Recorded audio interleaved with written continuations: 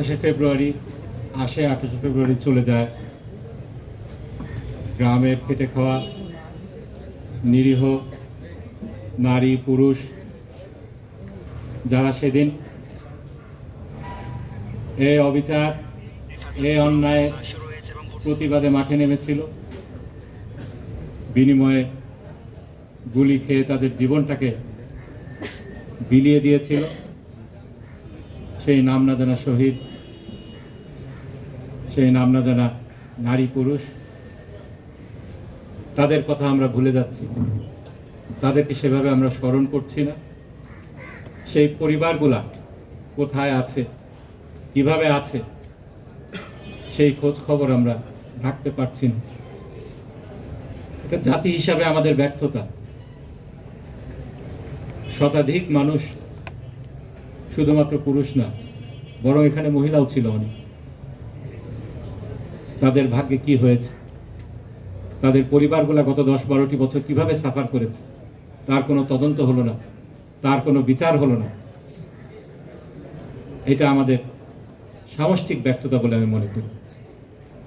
এই যুদ্ধাপরাধ ট্রাইব্যুনাল যখন গঠিত হলো, তখন আমার ছোট ভাই আরমানের মতো আমারও ডুয়েল ক্যাপাসিটি ছিল। আইনজীবী হিসাবে আমাদের যে ডিফেন্স টিম ছিল, সেটার কেস ম্যানেজার হিসেবে দায়িত্ব পালন করেছি। একই সাথে ভুক্তভোগী পরিবারের সদস্য হিসাবে আমাদের যে ফার্স্ট হ্যান্ড এক্সপিরিয়েন্স হয়েছিল, অবিচারের যে এক্সপিরিয়েন্সটা হয়েছিল, সেটা যে প্রপার ডকুমেন্টেশনটা দরকার ছিল, সেটা আসলে এতদিনও হয়নি। স্কাইপ কেলেঙ্কারির কথা আমার সিনিয়র বন্ধু বললেন। এর আগে যে ঘটনাটা, আরেকটি কেলেঙ্কারি হয়েছিল, সেফ হাউসে নিয়ে এই সাক্ষীদেরকে টিউটরিং করা হতো, যা আইনে রীতিমতো নিষিদ্ধ।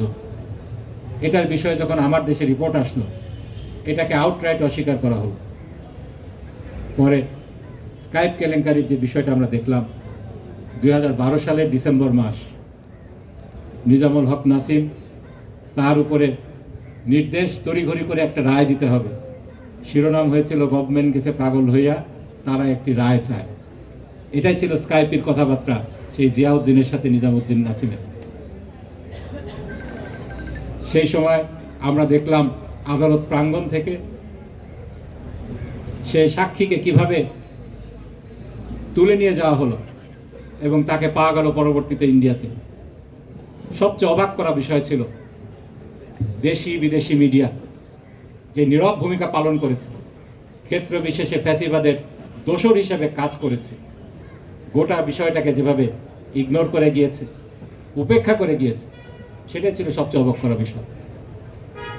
ইকোনমিস্টে যখন স্কাইপ কেলেঙ্কারি বিষয়টা প্রকাশ পেল, তার 2 দিন আগে আমার মনে আছে, নিজামুল হক নাসিম সে দম্ভ ভরে তাড়াতাড়ি কেসটাকে করতে হবে, রায় দিতে হবে, এই জন্য রায়ের ডেট দিয়ে দিল। কিন্তু পরবর্তীতে ইকোনমিক্সে যখন এই স্কাইপ কেলেঙ্কারির ঘটনা আসলো, সে 11 তারিখে তাকে রিজাইন করতে বাধ্য হলো। পরবর্তীতে ফজলে কবিরকে সেই ট্রাইব্যুনাল 1-এর চেয়ারম্যান হিসেবে নিয়োগ দেওয়া হলো এবং আমরা দেখলাম ফেব্রুয়ারিতে সেই রায়টি দেওয়া হলো।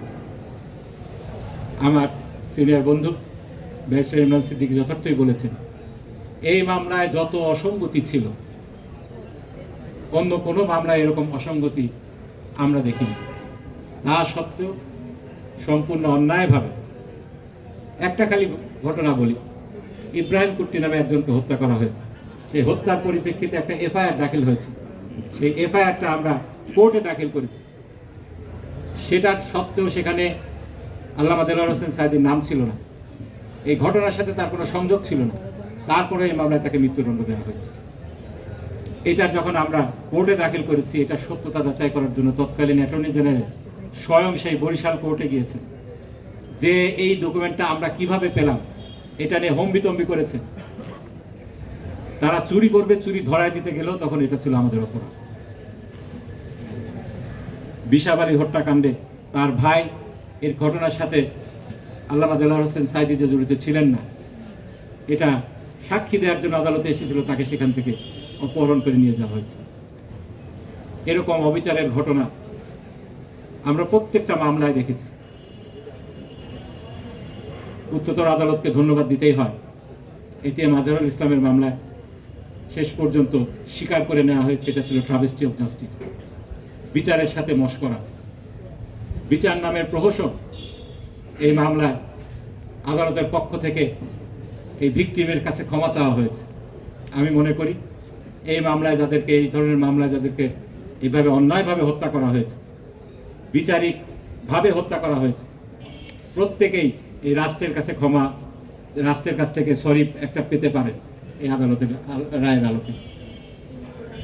এবং আল্লামা দেলোয়ার হোসেন সাঈদীর রায়ের পরিপ্রেক্ষিতে প্রতিবাদ জানাতে গিয়ে গণহত্যার শিকার, সেদিন ম্যাডাম খালেদা জিয়া দেশের বাইরে চিকিৎসার জন্য ছিলেন, তিনি তড়িঘড়ি করে দেশে ফিরে এসেছিলেন এবং এই ঘটনার প্রতিবাদ জানিয়েছিলেন।